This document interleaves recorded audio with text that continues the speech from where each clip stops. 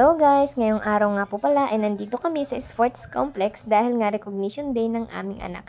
At isa nga po siya sa mga estudyanteng magkakamit ng parangal dahil sa sipag at dedikasyon niya sa kanyang pag-aaral.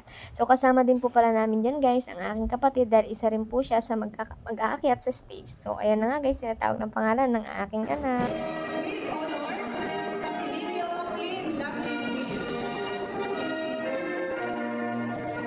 Grabe guys, sarap pala sa feeling ng ganito na aakyat ka sa stage at sasabitan mo ng medal ang anak mo.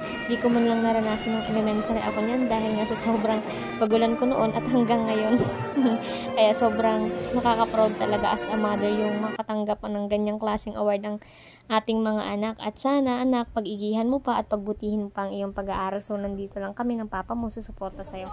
So, ayun nga guys, pagkagaling namin sa sports complex ay nandito nga pala kami sa Jollibee para po is-celebrate ang mga achievements na natanggap ng aking anak at ng aking kapatid.